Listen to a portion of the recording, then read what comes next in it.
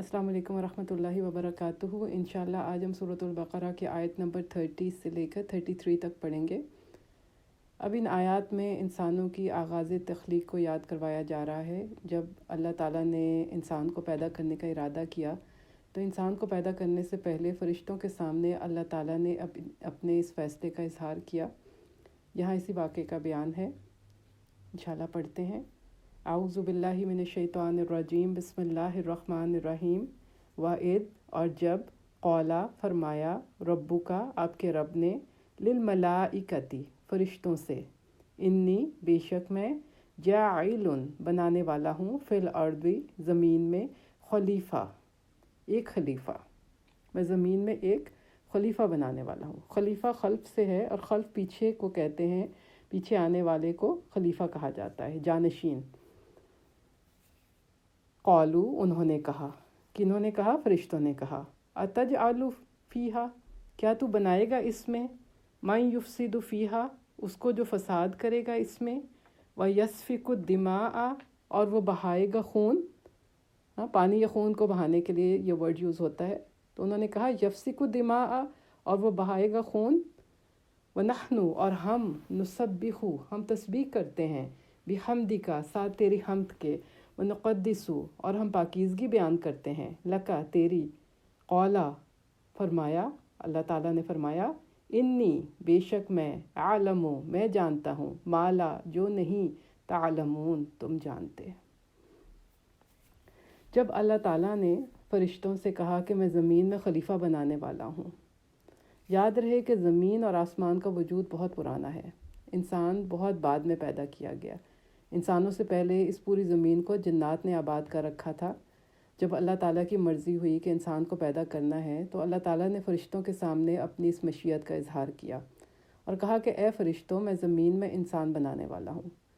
इससे पता चलता है कि अल्लाह की नज़रों में इंसान की कितनी अहमियत है कि उसको बनाने से पहले अल्लाह सुब्हानहू व तआला ने फ़रिश्तों की महफ़िल में इसका इजहार किया कि मैं ज़मीन में एक जानशीन बनाने वाला हूँ। खलीफ़ा जानशीन को कहते हैं, यानी एक शख्स के चले जाने के बाद इसकी जगह जो दूसरा शख्स लेता है उसे खलीफ़ा कहते हैं। तो यहाँ पर अल्लाह ताला ने कहा कि मैं अब इंसान को खलीफ़ा बनाने वाला हूँ। अब इंसान को खलीफ़ा क्यों कहा गया, इसके मुफस्सिरीन ने डिफरेंट मतलब इसके मीनिंग बताए हैं।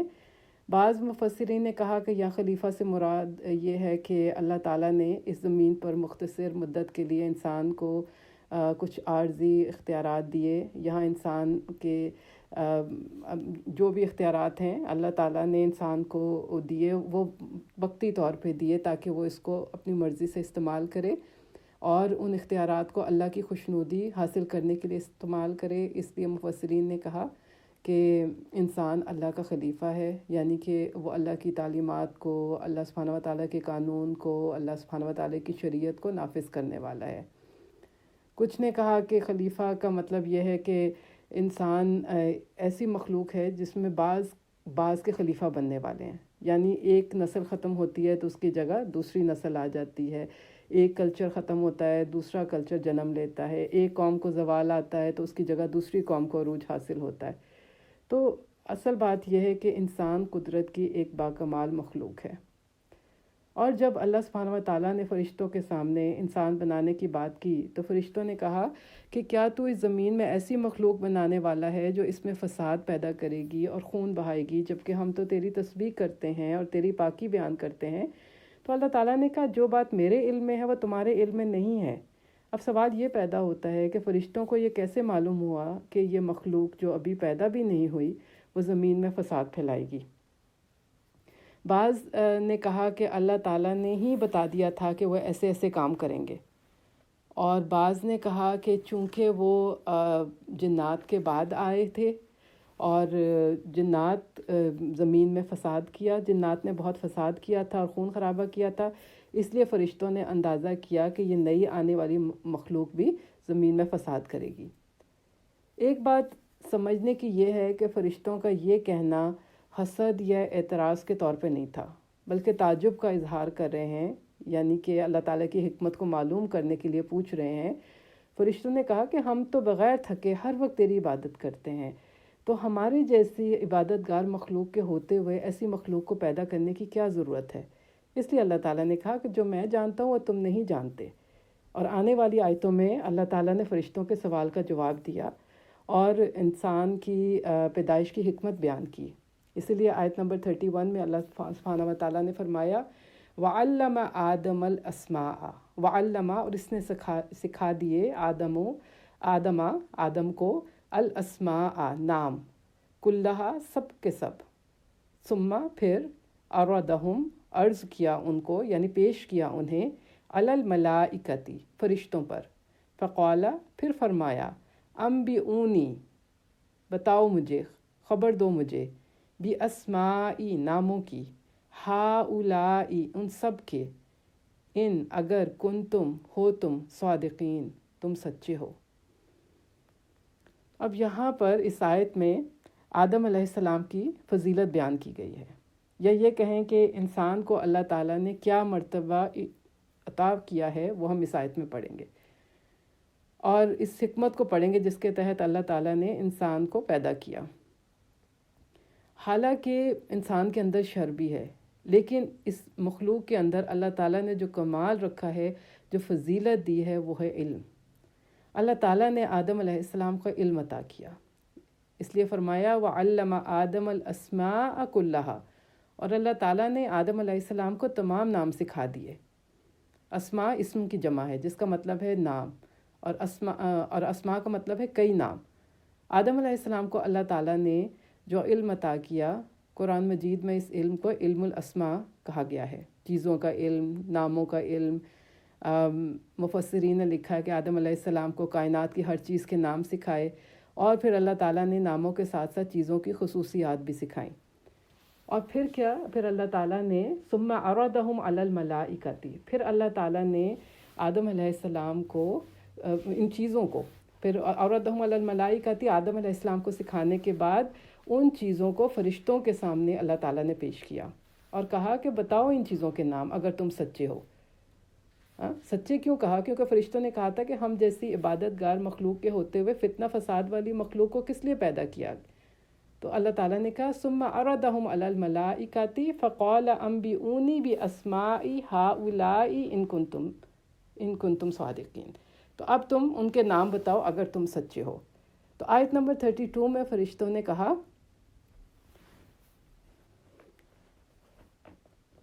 اب قالو، انہوں نے کہا سبحانک، پاک ہے تو، لا علم لنا، نہیں کوئی علم، لنا ہمارے لیے، الا مگر ما جو علمتنا، جو سکھایا تو نے ہمیں، انک بے شک تو، انتا تو ہی، العلیم بہت علم والا ہے، الحکیم بہت حکمت والا ہے.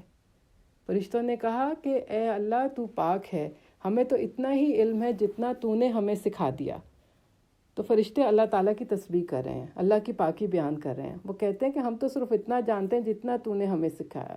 یا فرشتوں کی عاجزی کا اور انکساری کا بیان ہے. وہ کہتے ہیں کہ آپ تو العلیم ہیں، آپ تو ہر چیز کا علم رکھنے والے ہیں، آپ تو الحکیم ہیں، آپ ہر چیز کی حکمت جانتے ہیں.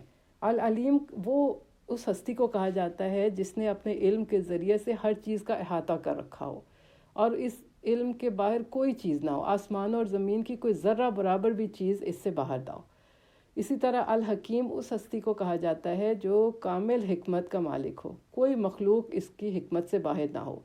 اللہ تعالیٰ نے کوئی ایسی چیز دنیا میں پیدا نہیں کی ہے جس میں کوئی حکمت نہ ہو، اور اللہ تعالیٰ نے کوئی ایسا حکم نہیں دیا جو حکمت سے خالی ہو.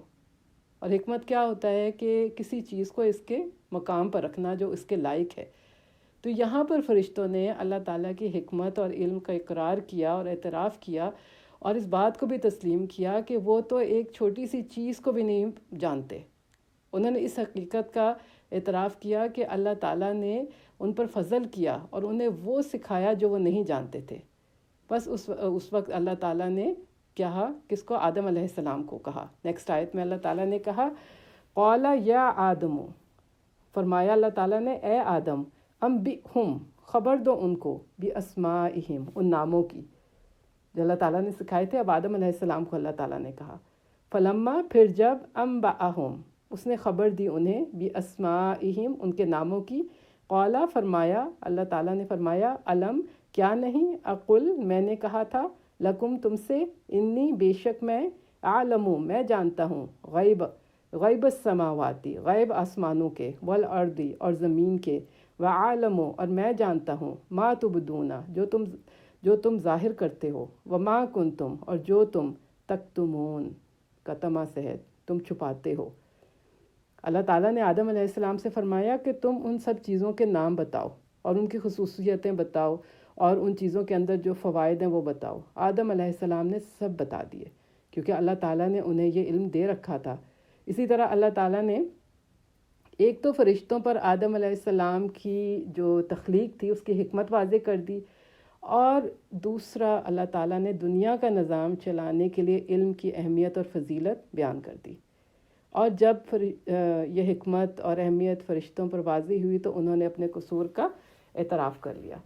تو اللہ تعالیٰ نے اس لیے کہا، قال الم اقل لکم، کیا میں نے نہیں کہا تھا تمہیں، کیا میں نے نہیں کہا تھا تم سے، انی بے شک میں، عالم میں جانتا ہوں، غیب السماواتی والارض میں جانتا ہوں غیب آسمانوں اور زمین کے۔ اللہ تعالیٰ ہر چیز کا جاننے والا ہے، عالم الغیب ہے اللہ سبحانہ و تعالیٰ، اور ہر جو کچھ دنیا میں ہے، جو کچھ آسمانوں میں ہے، صرف اللہ تعالیٰ جانتا ہے۔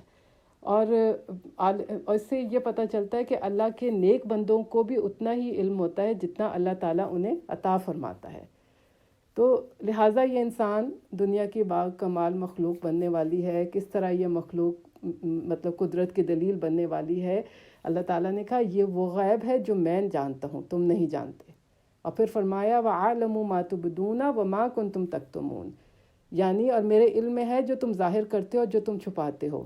یعنی تم نے سوال کر لیا کہ ہم جیسی عبادت گار مخلوق کے ہوتے ہوئے فتنہ فساد والی مخلوق کو پیدا کرنے کی کیا ضرورت ہے، یہ بات تو تم نے ظاہر کر دی، مگر اس سے پہلے جب تم یہ سوچ رہے تھے، تمہارے دلوں میں یہ خیال بھی آ رہا تھا کہ انسان کو کیوں پیدا کیا گیا، تو میں اس وقت بھی واقف تھا جو تم چھپا رہے تھے۔ سبحان اللہ۔ تو ان آیت سے ہمیں کیا سبق ملتا ہے؟ ان آیات سے یہ سبق ملتا ہے کہ علم کی فضیلت کتنی زیادہ ہے۔ فرشتے کتنی عبادت گار مخلوق اللہ سبحانہ و تعالیٰ کی، لیکن علم کی فضیلت عبادت کی فضیلت سے زیادہ ہے۔ آدم علیہ السلام کو فرشتوں پر فضیلت ان کے علم کی وجہ سے دی گئی۔ اس لیے حدیثوں میں نبی کریم صلی اللہ علیہ وآلہ وسلم فرماتے ہیں کہ علم کی فضیلت اللہ کے نزدیک عبادت کی فضیلت سے زیادہ پیاری ہے۔ مثلا ایک شخص جو بہت عبادت گزار ہے اور ایک شخص عالم ہے، دونوں اللہ کے نیک بندے ہیں، لیکن اگر ان دونوں میں مقابلہ کیا جائے تو وہ شخص جس کے پاس علم ہے وہ اللہ کے نزدیک زیادہ پیارا ہے، کیونکہ وہ جو بھی عبادت کرتا ہے وہ علم کی بنیاد پر کرتا ہے۔ ہماری عبادت کی بنیاد بھی علم پر ہونی چاہیے۔ صحیح علم صحیح معبود تک پہنچاتے ہیں۔ صحیح علم سے انسان نفع حاصل کرتا ہے، مقصد زندگی سیکھتا ہے، اور ساری عزت اور ساری بلندی علم سے ہی ہے۔ اس لیے قرآن مجید میں ہے ایمان والوں کو اور علم والوں کو اللہ تعالیٰ ان کے بلند درجے عطا فرمائے گا۔ اور اسلام کی تاریخ میں ہر زمانے میں علم کو اور علماء کو فضیلت اور فوقیت حاصل رہی ہے۔ اور اس آیت میں اللہ تعالیٰ نے جو فرشتوں کو آدم علیہ السلام کی علم کی حکمت بتائی، اس سے سمجھ میں آتا ہے کہ اسلام میں علم کی کتنی اہمیت ہے۔ افسوس یہ ہے کہ آج دنیا میں مسلمانوں میں علم کی کمی ہے۔ اپنی کتاب قرآن میں کیا ہے ہمیں اس کا بھی نہیں پتہ، ہم اس کی تعلیمات سے، اس کے پیغام سے دور ہیں۔ اس لیے کیا ضرورت ہے؟ ضرورت اس بات کی ہے کہ ہم قرآن کو سیکھیں، اللہ کی کتاب کو سیکھیں، اپنی اصلاح کریں اور اس کے تفسیر تجوید کا علم حاصل کریں، کیونکہ جب ہم سمجھ کر پڑھیں گے، صحیح طرح پڑھیں گے تو ہماری عبادت میں بھی بہتری آئے گی، اور ہماری انشاءاللہ اللہ تعالیٰ درجات بھی بلند فرمائیں گے۔ اور کسی نے اپنے استاد سے پوچھا کہ میں چاہتا ہوں کہ میں جو سیکھوں یاد رکھوں، تو اس کے استاد نے کہا کہ عمل کرو، کیونکہ جب انسان عمل کرنے کی نیت سے علم حاصل کرتا ہے تو نہیں بھولتا۔ اور اس کے لیے ہمیں دعائیں بھی کرنی ہیں۔ اللہ تعالیٰ ہم سب کو علم کی دولت سے نوازے، اور جو ہم علم کریں سیکھیں اس کو عمل میں بھی لائیں انشاءاللہ۔ وآخر دعوانا ان الحمد للہ رب العالمین۔ سبحانک اللہم و بحمدک، اشہد ان لا الہ الا انت، استغفرک و اتوب الیک۔